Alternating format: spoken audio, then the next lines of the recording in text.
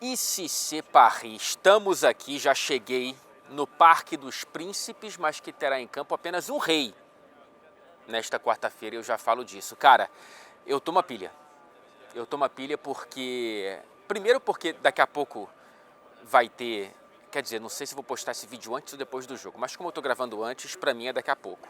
Nessa estranha relação de espaço-tempo quando a gente grava e depois posta, mas... Daqui a pouco vai ter Real Madrid e Atlético, eu tô uma pilha para ver esse jogo. 2 ingleses em campo nessa terça-feira de Liga dos Campeões, Aston Villa e Arsenal. Mas já claro que a pilha principal que me energiza nesse momento é a expectativa para esse jogo daqui nessa quarta-feira, porque eu tenho a impressão de que não é exagero dizer que esse é o encontro das oitavas de final que pode sim nos dar os melhores jogos qualitativamente. É difícil que seja uma história maior e mais emotiva, emocional do que o Derby de Madrid, inegável. É claro que Bayern e Bayern também é um encontro que pode nos entregar muito entretenimento e uma grande nova história, talvez com Xabi Alonso e Leverkusen na Champions, sobre o Bayern de Munique. É claro que Benfica e Barcelona também já nos entregou talvez o jogo de maior divertimento, de maior diversão, de maior altos e baixos de montanha-russa nessa Liga dos Campeões até aqui, aquele 5-4, mas esse Liverpool, que é o melhor time da Europa, junto com o Barcelona, vai até aqui, contra um dos melhores times no momento do futebol europeu, que é o PSG, torçam ou não o nariz, é um encontro com muito potencial, cara.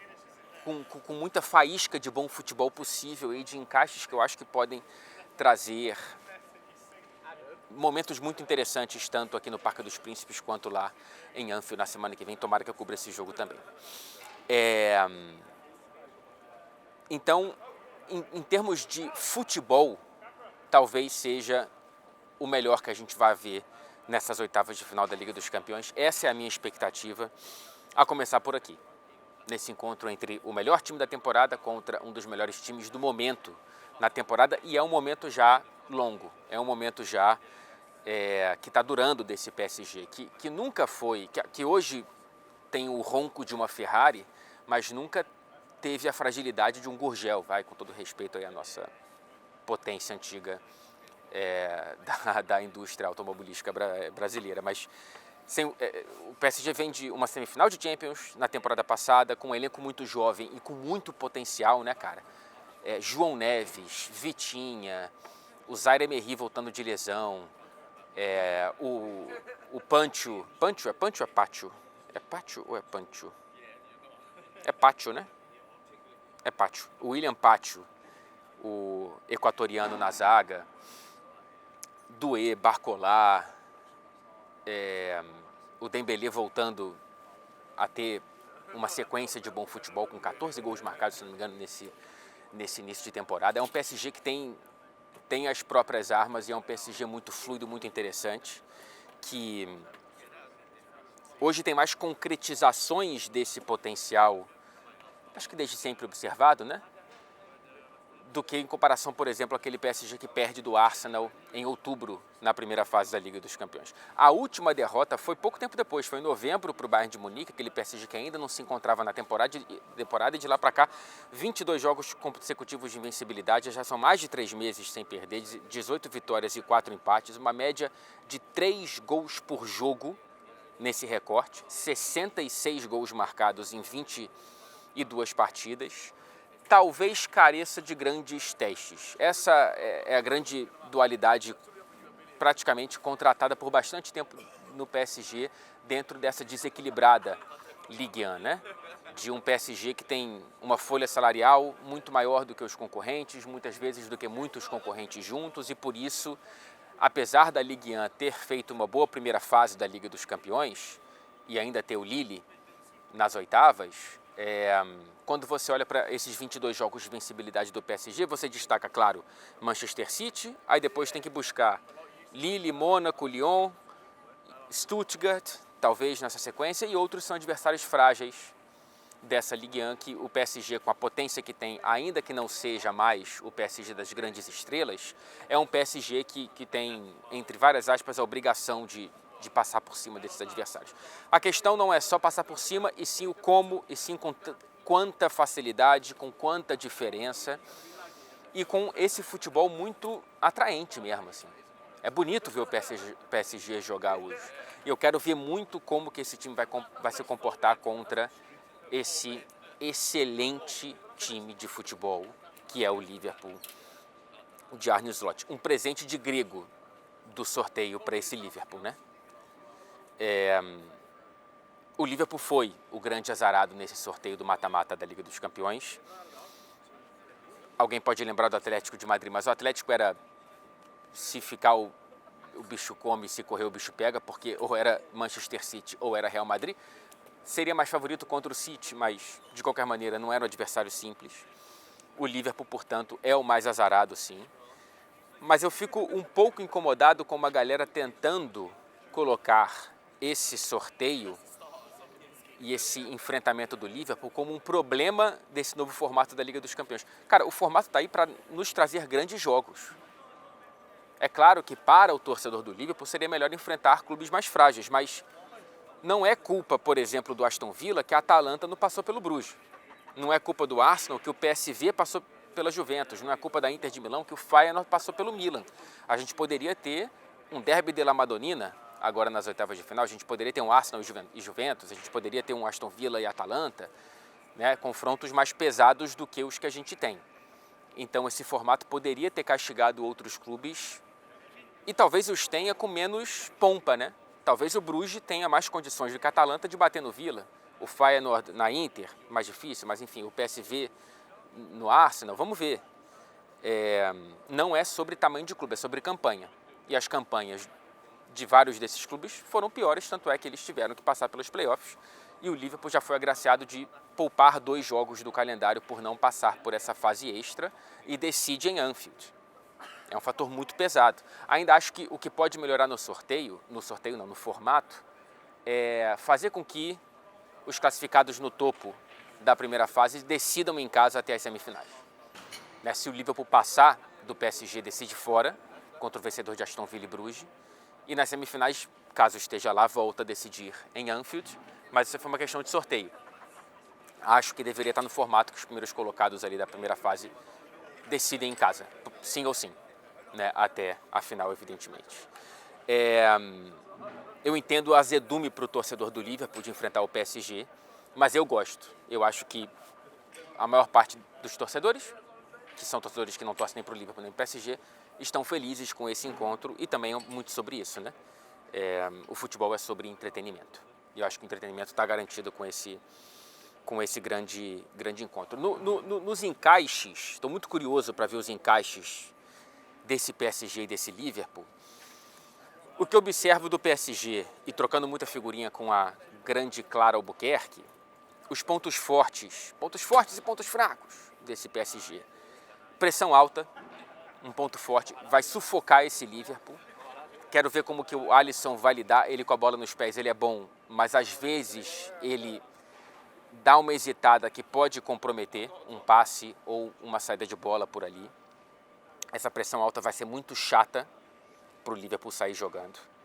O trio fluido de troca de posições quase que constantes com Dembélé, Barcola e Désiré Doué, que é uma outra dessas jovens tantas joias francesas. O Kvaratskhelia como opção provavelmente do banco de reservas, então é bom te lembrar que muitas vezes os jogos não são apenas sobre quem começa, mas muito sobre quem termina. Então terminar com Kvaratskhelia é algo muito interessante para esse Paris. O Hakimi atacando no corredor ali, por fora de Dembélé ou Doué, quem tiver ali pela direita, não deve ser o Barcola, nas costas do Robertson, o que pode ser uma dor de cabeça gigante para o Arne Slot. O Robertson, que inclusive está pendurado, daqui a pouco a gente fala sobre isso. Esse encaixe de ótimos setores de meio campo, né? Vitinha, João Neves e Fabian Ruiz. O Zaire-Emery voltando de lesão como opção. Adoro o Zaire-Emery, inclusive há especulações de que o Liverpool estaria interessado. Adoraria se fosse o caso, porque adoraria ver o Zaire-Emery jogando nesse Liverpool.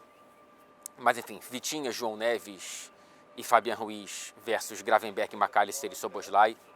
Isso vai ser lindo de se ver. E as possibilidades do Manchester, cara, me desculpa, gente. Eu tenho falado muito do City e do United nas minhas últimas análises. Possibilidades do Liverpool explorar a linha alta da defesa do PSG. Acho que isso pode ser uma maravilha para esse Liverpool, que é um dos times que melhor contra-ataca no futebol europeu. Se não me engano, nessa Premier League é o segundo time que mais marcou em contra-ataque, atrás do Chelsea. É um Liverpool que mistura controle com caos. Então é o controle da posse de bola, troca 1 milhão de passes, depois vai lá e dá o bote. Isso pode ser muito bem-vindo com a linha alta da defesa do PSG. O Hakimi subindo pode abrir um corredor ali para Gakpo ou às vezes o Luis Dias, ali pelo corredor esquerdo do ataque do Liverpool. Do outro lado, Salah para cima do Nuno Mendes, daqui a pouco eu falo do Salah, mas o Nuno Mendes, não sei como é que ele vai dormir hoje, antes desse enfrentamento com o melhor jogador da temporada europeia até aqui. E o Donnarumma com uma vocação para grandes falhas, né?